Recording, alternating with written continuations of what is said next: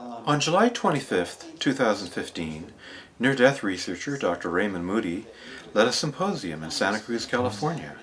It was called Life Beyond Life, New Views of the Near-Death Experience. Raymond and his wife Cheryl invited me as their guest, and I interviewed Raymond during a break. I apologize for the occasional audio interference.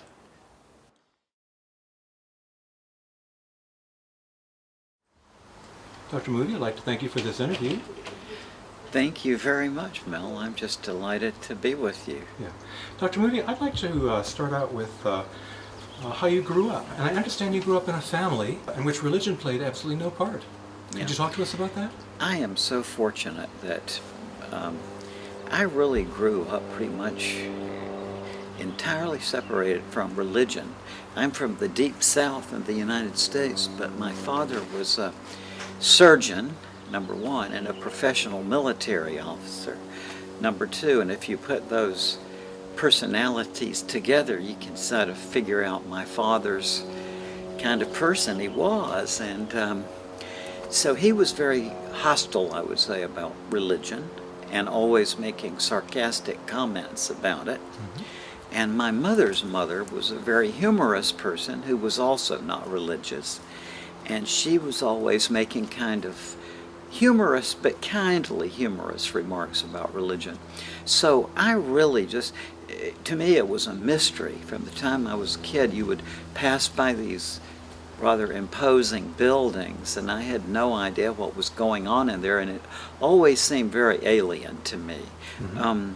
What I was fascinated with from the age of 7 was astronomy, and I think that was a big part of my awakening to life. Was at the age of 7 I built my own telescope and had a very dramatic experience. It's a very, very clear and vivid memory of looking at the Andromeda galaxy. I don't know how old I was, maybe 8 or 9 or somewhere in there. And I remember thinking when I saw the Andromeda galaxy through a telescope that I would never know much of anything.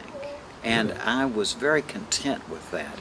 It just seemed to me from the very beginning that we live in a world where we're never going to know much of anything.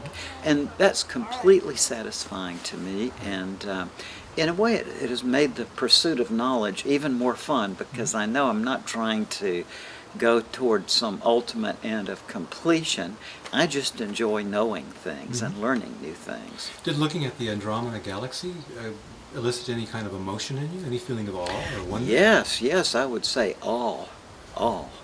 That we live in this universe. Even then I was beginning to understand about the concept of light year and how far away these things were, and realizing and the vastness of the heavens that I could kind of survey with this rather funny instrument that I made. I remember now, I kind of laugh, but for an 8-year-old it was a pretty good telescope. And so awe was what I experienced, and that we live in this utterly baffling and incomprehensible universe has been part of my life experience from as early as I can remember. Mm-hmm. Yeah. Raymond, since then you've gone on to become what has been called the father, and I guess now the grandfather of the near-death experience. So, and I've done many interviews about the near-death experience, and I've interviewed people in the field who have researched it like you. And one person commented on one of my shows on the near-death experience. She said, after listening to numerous near-death experiences, it seems that there is no need for religion. Would you comment on that? Maybe distinguish between the difference between religion and spirituality? You know something, I have a friend, Nathan Katz, who's a professor of religious studies, and a couple of years ago I asked Nathan, what is religion? I'm not sure I ever have had a clear idea of what it's supposed to be in the first place. And he was saying to me that there are 7 criteria that define it for the scholars, and I forgot what they were, but one of them would be, for example, a set of doctrines and beliefs about the some other dimension of existence. And then there's other aspects of it, of course, the ritual aspect and so on. And I've never really had a very good sense or feeling of what that's all about as a sort of outsider. And, you know, but what I can say, and this is very paradoxical for some people, but it's something I feel very deeply, and that is that I talk to God every day, and God has never said a word to me about religion. And that's kind of how I feel about it. I think religion is a human institution, which I think maybe has done some good things in the world, but I tend rather to look at the terrible things that it's brought about. So I try to, you know, religion is just something I'm not interested in. I can imagine that there would be a state of the world where we could move beyond religion. Now, people distinguish between religion and spirituality. I'm not so clear that that is a very coherent distinction. But you know what I say, and it may sound evasive, but it's nonetheless what it's true of me, and that is that if somebody asked me, Raymond, do you believe that God exists? I say no, absolutely not. And then I go on to say, because, number one, I, Raymond Moody, am a limited human being. And I realized that any opinion or belief that I could formulate about God would be bound to be off base. And also, if you think about that question, do you believe that God exists? The emphasis of that sentence is on the word exist, right? Now, what I would say that as a logician, I could define for you the concept of existence. We can even put this into symbols. But I can't define to you the concept of God. To me, God is larger than the concept of existence. What I say is I have a relationship with God, and it doesn't involve any sort of beliefs or ideologies about anything. It's a relationship I practice in my daily life, and it's one that's very essential to me. But religion is something I've never even understood, because religious people tend to have opinions and to say that it's this way or that way. And I think, to me, that's rather ridiculous. When you said you have a relationship with God, could you equally or almost equally say that God is an experience rather than a being? Well, maybe that's a good way of saying it. Yeah, or is a relationship. And in terms of that notion of a being or an entity, well, I mean, I just don't think I'm in a position to know about that. Mm-hmm. But I am in a position to know about my relationship with God. And I could give you various examples, but here's one that comes to mind. I live in an old grist mill that was built in 1839, and I moved into it in 1990, May of 1990, and it had last been rewired in 1950. So I knew it needed rewiring, but at the time I didn't have the money. So 3 years and 4 months passed, and in September of 1993, my wife said to me, well, we can get the money together now to have it rewired, but we didn't know an electrician. So my wife and I held hands by our kitchen sink, and we prayed that God would send us just the right electrician. The next morning, the phone rang. And my wife picked up the phone, and she said, hello, and on the other end, a voice said, hello, this is B.R. Wilson. And Cheryl said, yes, B.R.? What is it? And he said, well, your number just came up on my beeper. And Cheryl said, well, we haven't made any phone calls this morning, B.R. What's this all about? And B.R. said, well, I'm an electrician. And Cheryl said, well, B.R., we do need an electrician. Come on over. He was over within a short period of time. And I first saw B.R. When I was standing at the same place we delivered up the prayer, except I was looking in the opposite direction. And he came through our doorway from our dining area into the kitchen.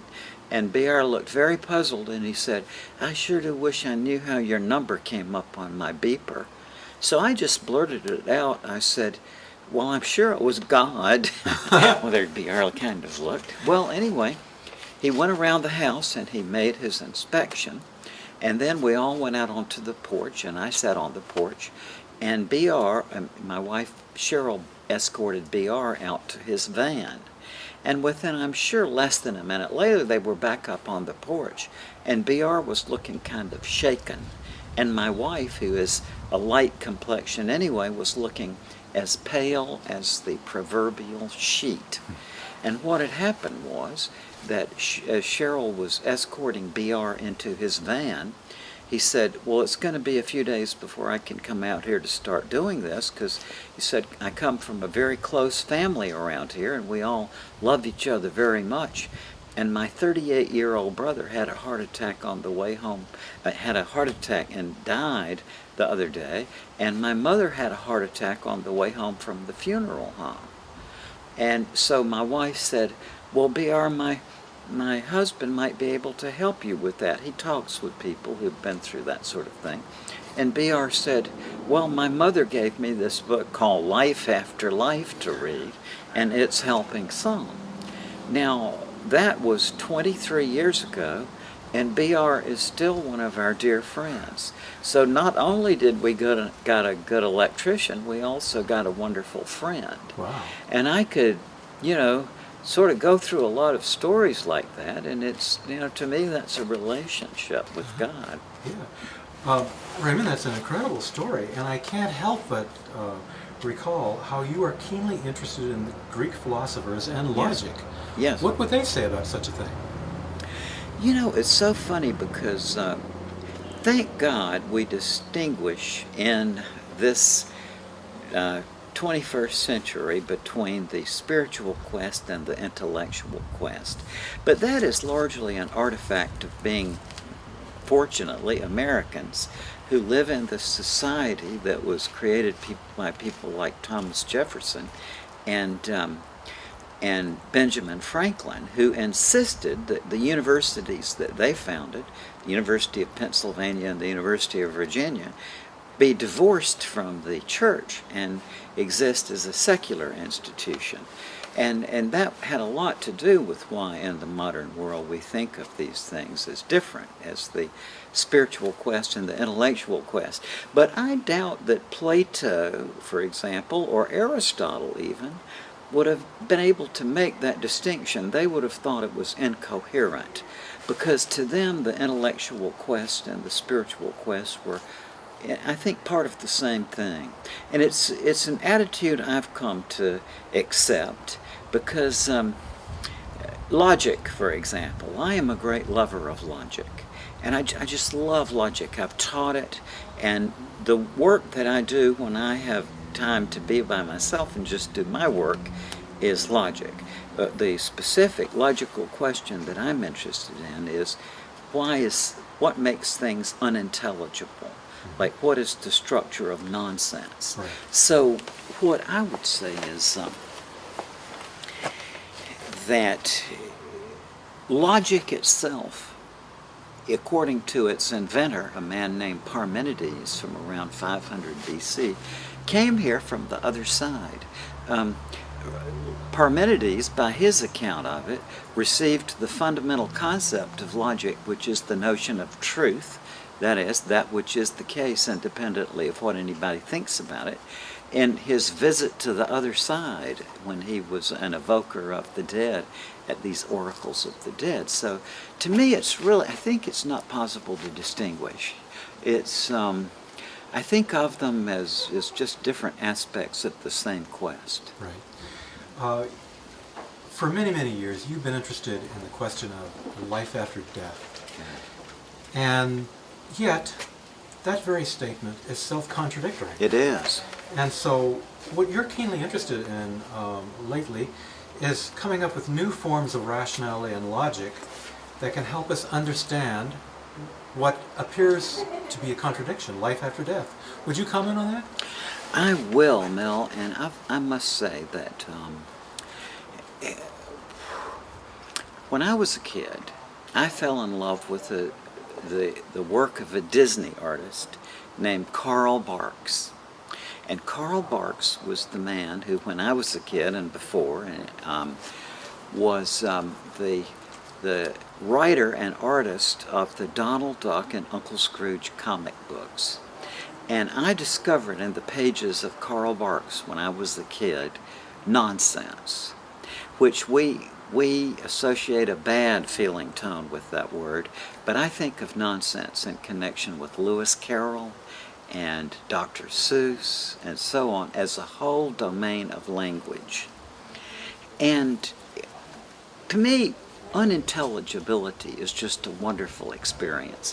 When I was a kid and I looked through the telescope and I realized that the natural question you pose to yourself is, what's the size and shape of this thing that we're in? Well, we all did this experiment when we were a kid. You go out in your mind right to the wall. But then you realize, but doesn't there have to be something on the other side of the wall? And then if you try to think of it, the only other plausible alternative, that it goes on and on forever, then that doesn't make any sense either. So very early in my life, I just was fascinated by nonsense and the unintelligible.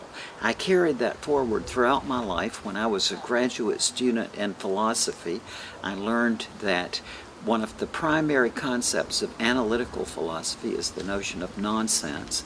I wrote my doctoral dissertation on this in 1969, and I have continued it forward to where what I have worked out is a logic of the unintelligible. It sounds self-contradictory, but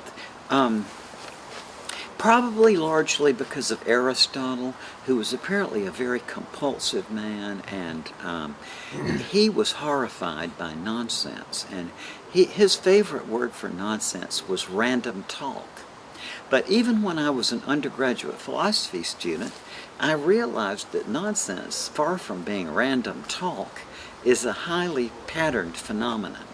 So to make a long story short, what I can confidently say now is that we have a logic whereby we are able to compute, to put it that way, sentences and statements that heretofore have been unintelligible and nonsensical. And I would put under that rubric the sentence like, there is life after death, which is self-contradictory. So my primary interest is in my logic and my logic of the unintelligible. And to me, the whole question of an afterlife that I've been engaged with is, I see it more as a corollary of the wider question of what is nonsense, because the sentence, there is life after death, is one kind of nonsense, a self-contradiction. But in my work, I have identified over 70 different patterns or types of nonsense, which in itself sounds like an incoherent remark until you listen to this. 'Twas brillig in the slithy toves did gyre and gimble in the wabe. Right, now that's one type, but now listen to this. Holiness breeds the vestigial lipstick of spontaneity. Or, listen to this, when you do this experiment, if you smell an odorless gas, it is carbon monoxide. Now, just in this 2-minute thing, we've seen that here's 3 different patterns of nonsense, right? I've identified over 70 different patterns of nonsense and have found the universal structural formula behind all of these. Now, what this has to do with the area I am most known for, which is the near-death experience, is that this gives us an entirely new way to investigate the afterlife question. And I can assure you that if we prepare people with a logic of the unintelligible, if we equip them in advance with logical and rational principles for thinking rationally about seemingly incomprehensible or unintelligible sentences, then let's say we teach people this logic, not from anything in connection with life after death, but simply because they want to enhance their critical thinking skills or whatever, then the clock begins. Just by chance, some of them will have near-death experiences. And what I confidently conjecture is that under those circumstances, when they have a near-death experience with this logical background of an alternate logic of the nonsensical in their mind, that they will be able to articulate this experience in an entirely new way that has never been done before. Now, where that leads in terms of the rational investigation of an afterlife, I would have to at this point introduce the concept of parallax, which is an astronomical notion. But we all hear sentences like, it's 4.3 light years to Alpha Centauri, right? We all know that kind of statement, but if you've ever sat back and thought about it for a minute, that's a rather odd statement, because how do you know that it's 4.3 light years to Alpha Centauri? You can't tie an odometer to a homing pigeon's leg and send it out there and back. So how do they know? Well, the way they know is through something called parallax. And if you think back to the 1920s, say, they knew by then, by the Newtonian mechanics, that it's about, on the average, 93 million miles from the Earth to the Sun. So that means that the diameter, or the distance across the orbit of the Earth, is about 186 million miles. So when the Earth was here on its orbit, they would carefully measure the angle to certain nearby stars, wait exactly 6 months, and measure the angle again. And you can see intuitively that there would be a little difference. So just by the geometry you learn, or the trigonometry you learned in high school, you can see that would give you a triangulation, right, and you can calculate the distance out there. And that works for certain nearby stars. But we can now do a similar maneuver with near-death experiences. We already have lots and lots of narratives of near-death experiences that were framed through the lens of Aristotelian logic.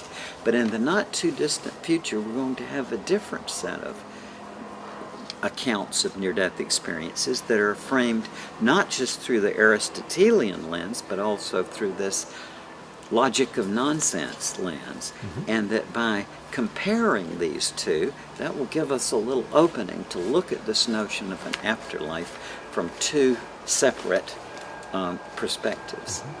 Raymond, when I consider the near-death experiences that I've interviewed, all of them say that their experience is ineffable. Yes. It can't be put into words or any kind of logic. So if it was possible for them to come up with some kind of logic or some kind of vocabulary to explain what they've experienced, it would be intelligible to themselves. Yes. But I can't see that it would be intelligible to someone who has not had the experience. Well, you see, this is my point, that this is not something, it's a logic that's not just going to be learned by people with near-death experiences, it will be a logical code or a set of rational principles that are generally dispersed. And out of those people who know this, some will have near-death experiences.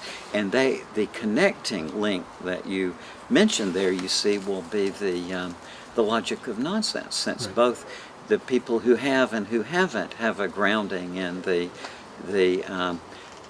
rational principles of unintelligibility, as it were. This will give us a slight displacement, so that we can compare the two states. Now, I'm not saying this is going to be proof of life after death or anything, but I think that this will be a breakthrough in equipping ourselves as a species to talk in a rationally intelligible way about ideas that don't make intelligible sense. Raymond, you've had a diverse educational background, and I understand that you were a forensic psychiatrist in a locked ward for the criminally insane. Yes. You must be able to see something in the near-death experience that is deeply sane for you, because these people come back changed. Yes. And their view of reality is not the same as it was before. That's right. So what is particularly sane about near-death experiencers after their experience and after they've integrated that into their lives? Well, as the people I know who've had near-death experiences tell me, and I'm sure you that you've heard the same thing, that this doesn't make you a saint, and you still come back with plenty of questions and plenty of things you don't know. That does make you humble. It does make you humble. And I've got to say, too, that of the people I've known in my life, I think the most mentally well put together and emotionally well put together people that I've ever known in my life were people who've had profound near-death experiences. It doesn't make people saints, and they still have troubles and so on, but I think in a way the state of consciousness that people reach when they are in this state, which their physicians may identify as death, seems to be hyper-sane, perhaps, or even more sane than the ordinary sane state of consciousness. Near-death experiencers report a unique experience of the present, of what we would call the now. You know, you try and identify what the now is, and you really can't identify it. You can, try and locate it, but it's really quite elusive. It is. So what is it about the now or the present that can really only be experienced, apparently, in a state where you're technically dead? Yeah, that's a big one. And from the very beginning of philosophy, there's been this insight among the great philosophers. There's something drastically wrong with the notion of time. As Aristotle said about time, he said, the future, the past is gone, the future isn't yet, and the present is hard to get a handle on. So what is time? And I find it very interesting that David Deutsch, for example, said not long ago that the notion of time, and especially the notion of the flow of time, is so deeply embedded in common sense that we'll probably never get rid of it. But nonetheless, he said, the notion of the flow of time is nonsensical. That is the fact. Because as soon as you start thinking of time, you realize that there's something just really strange about that notion. And I think one of the things about people with near-death experiences is that they have had direct personal experience of that. Because people say in their near-death experience that there's no such thing as time in that state of consciousness, that they have to relate their experience as though it were a sequence. But in the experiencing of it, it's not sequential, that time dissolves in this other realm of existence. I remember being very impressed as an undergraduate reading Kant, who was trying to figure out what time is, and he's like, where is time? And he was tracking it around, well, where is time? And then he said, oh, it's here, right? We think of time as something out there, but actually time is just part of the system that we have for being conscious of things. Mm-hmm. So I don't think of it as a physical constant, but of a sort of precondition of having a conscious experience, perhaps. Right. At least in this realm. I mean, people have a conscious experience in the next realm, but it's not time-based. Mm-hmm. And as long as we are in that, captivated by that time notion, we're here. But apparently, as soon as we're out of our body, there's no such thing as time, which makes, in a way, the notion of life after death rather self-contradictory, right? Because it's not that these people had a life after death, but rather that they have consciousness in some sort of realm of existence that is atemporal and aspatial. And that suggests that perhaps consciousness is not produced by the brain? Yes, Mel, I love medicine. I studied the neurosciences. I have dissected brains myself. I mean, I understand that realm of existence. But in terms of the bigger picture, even when I was a kid, I realized very early in life that I can be certain that I'm conscious now. Mm-hmm. I know that. Mm-hmm. But to move beyond that into some externally physical existence, that's a big inferential step. What I think about the external world, it has to do with the recurrent patterns in my consciousness. But it's just an inference to say that there is an external world. The matter, which we think of as something as the ultimately concrete thing, if you start thinking about matter, you quickly realize that the notion of matter is an abstraction, right? It is that which occupies space and has mass. Well, those are very contemporary notions in a way. It's a very paradoxical thing to relate, but nonetheless true, that Aristotle had no concept of space. He had a notion of place, that the book can be on the table, but the notion of an abstraction of void or empty space and so on was something that was not only incomprehensible to him, but actually sort of abhorrent.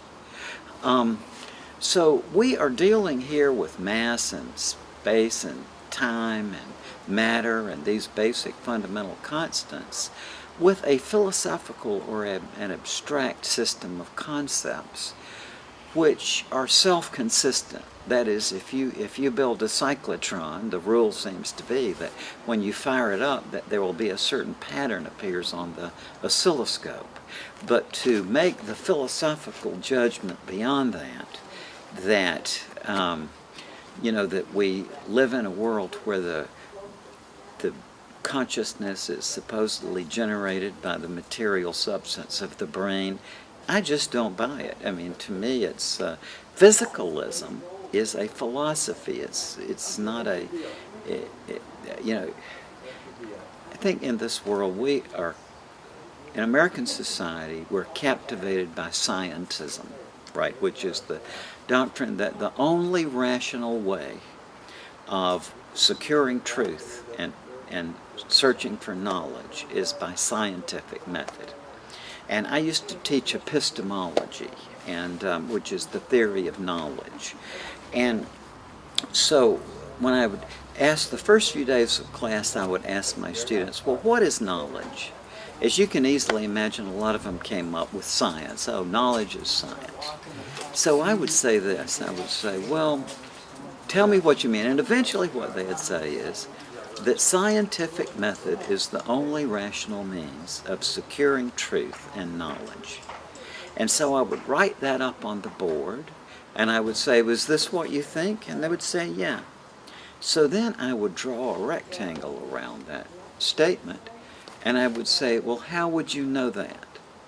Now, if you think about it, the statement, scientific method is the only rational means of securing knowledge and truth. How do you know that? There's only two answers they could give. They could say, well, I know it by the scientific method, but that's the fallacy of reasoning in a circle, or petitio principii, which is assuming what you set out to prove. But on the other hand, if they answered the question, well, I know it by philosophy or literary theory or the law or history, then that would be a contradictory remark. So scientism is something that a lot of people in this society value very deeply, but they've never thought it through, because there have to be other rational means of securing knowledge, even to know that scientific method works. So I love science, by the way. I mean, oh my God, from the time I was 7 years old, just captivated, as I still am, by astronomy. And I love physics and chemistry and all these things I've studied. But to make science your ideology of life is an inherently self-defeating move. To me, science is a wonderful method for capturing the truth about certain areas of existence, but not about other areas of existence. So, for example, the question of whether there is life after death, in my opinion, would be the most important question of all, and yet it is not a scientific question, right? Because you can't think of a way to verify that. That's been attempted by people putting codes on top of cabinets in emergency rooms, and they've had no results at all. Yes, and also, Mel, I think that there is also a fundamental incoherence with that. And, you can't say that there should be some sort of rule that medical doctors should have to take a few philosophy courses before they start fooling around with the afterlife question, but they really should, because, you see, it's very easy for somebody to say, well, if we just put the item up on the shelf and the person got out of their body and they could accurately tell us what was up there, then that would be proof of life after death. That misses so many steps, and it shows very clearly that they have never read their Plato, who says in the Phaedo very clearly that even if you could prove that the body, the mind or the soul leaves the body at this point, that wouldn't prove that there's life after death. Why? Because how do you know that, for a few seconds during the dying process this thing moves away from the body, but that doesn't prove anything about what happens after that body is totally sent to the morgue. Mm-hmm. So you see, the trouble with parapsychology is, that is a pseudoscience. And the pseudoscience of parapsychology, in my opinion, is one of the main reasons why we're stuck on the afterlife question.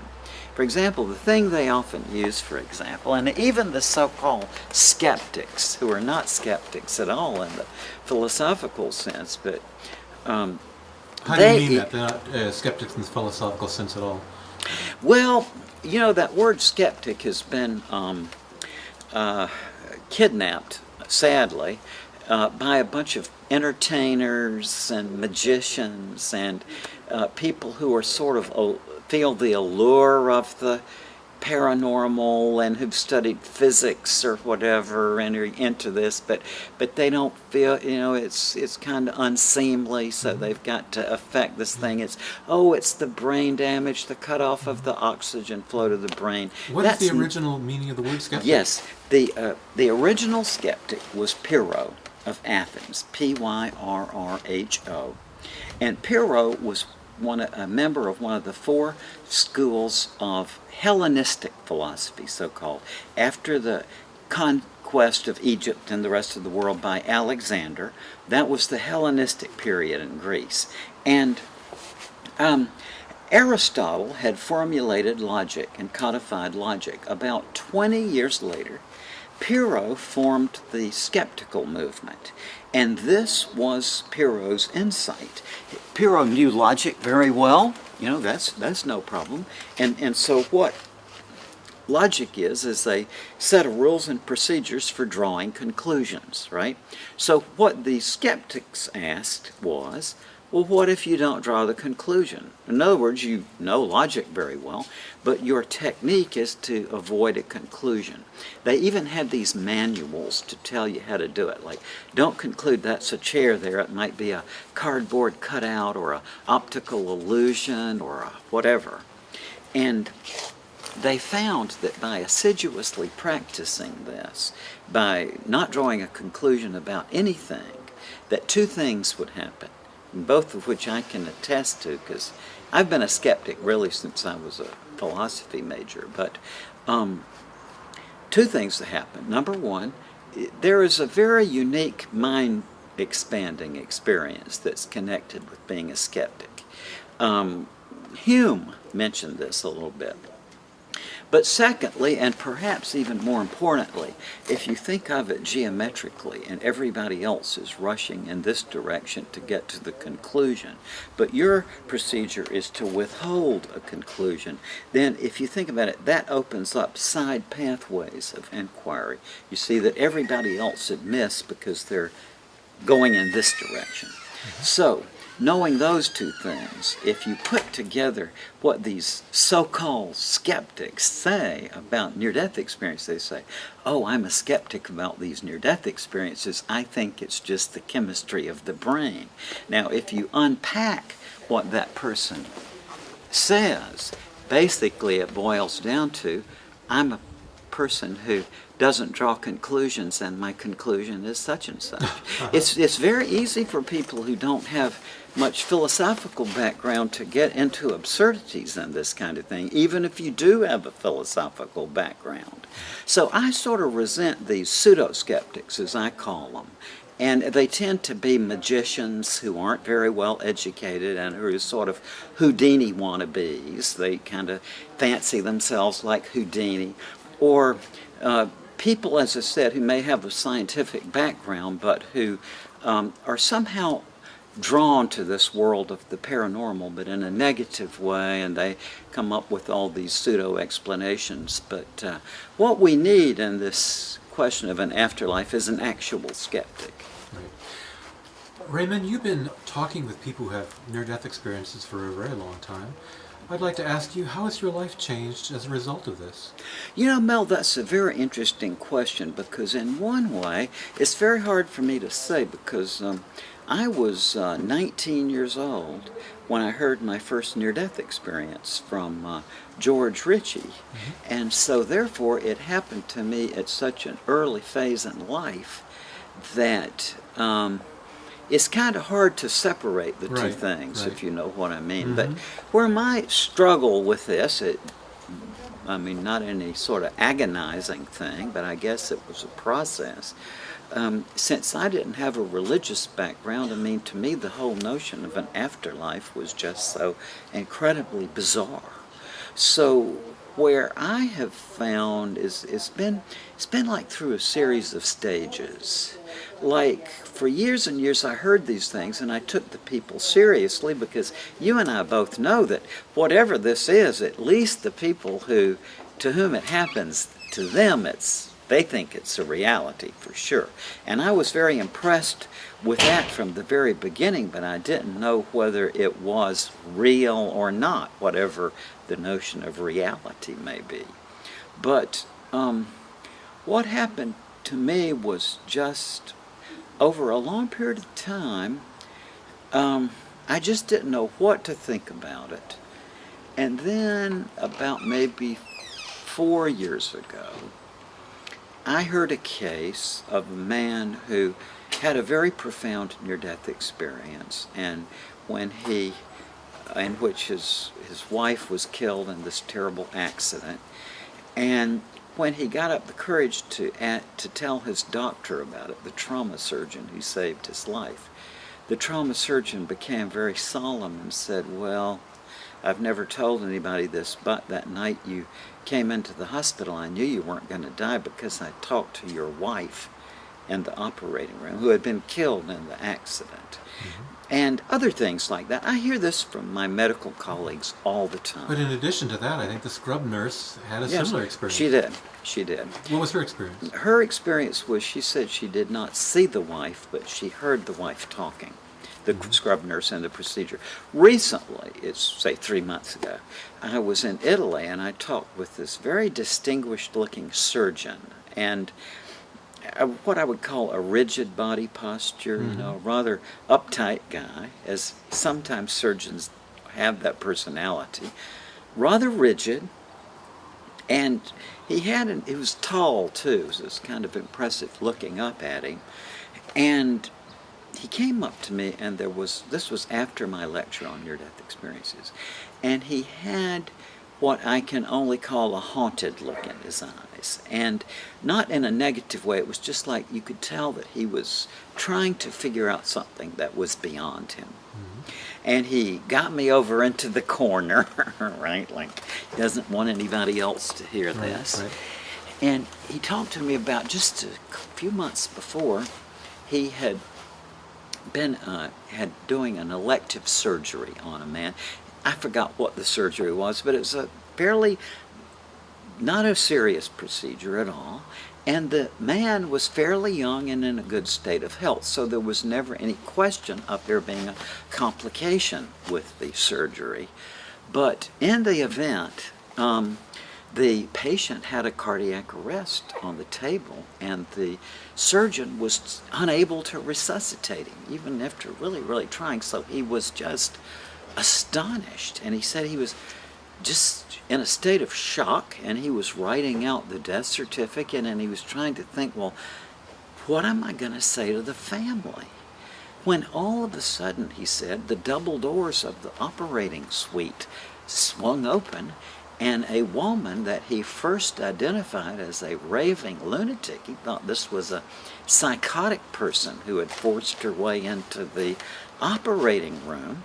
But she came in, and he said he was trying to make out what she was saying. Then he realized she was saying that she was his patient's wife, and that she had been out in the waiting room, and that her husband had come to her saying, the doctor thinks I'm dead. Go in there and tell the doctor I'm not dead because he thinks I'm dead. So she pushed her way down the corridor and into the operating room and started yelling this to the surgeon. And the surgeon told me that it was so discombobulated and taken aback, he automatically, without even thinking, he started the resuscitation again. And he said, to his utter astonishment, after a while, this guy came back. So he said when the patient was in the recovery room, he went there, and he said when this patient came out of this, the first thing he said to the doctor was, when you thought I was dead, I was out of my body and you couldn't hear me, so I went down to the waiting room and I tried to tell my wife to come in here and tell you that I was alive. And, you know, Mel, I can think of ways around that. I mean, I can think that, well, you know, maybe this first case we mentioned, maybe the doctor and the scrub nurse were having a concurrent psychotic episode at the same time the patient was having a near-death experience, or perhaps a mass hallucination of a ghosts. mass hallucination or whatever.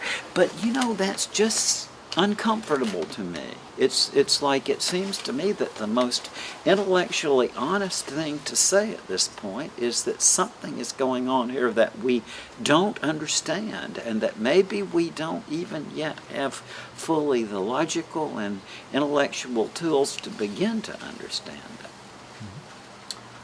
Well, I wonder how we could get those psychological and philosophical tools. What would it take? That's coming, Mel. That's coming. And let me make a little prediction here. Okay. I bet that I could gather 20 people But now I would have to choose them, okay? And they couldn't be New Agers. They couldn't be people who have an interest in the paranormal or in near-death experiences or anything. Why not? Because, I don't know about you, but my impression of this New Age mentality is that it's not very serious. Right. And that these are not very critical thinking people. But I would say that I could get 20 people together whose interest is in critical thinking, and it's not presented in any aspect in terms of near-death experiences or anything, but rather in terms of just, we're going to do these exercises that let's increase our critical thinking skills. That would be the entree. And I bet you that in a day, in a very controlled environment, we could take people through this, and at the end of the day, we would have some questions for them and ask, and one of the, say, 20 questions would be, do you think that this is a genuine breakthrough in the rational investigation of the afterlife question? And I bet you we'd get the answer is yes. Is what we got to do to get serious about the afterlife question is to work on our own cognitive equipment and to look at it in a wholly new way.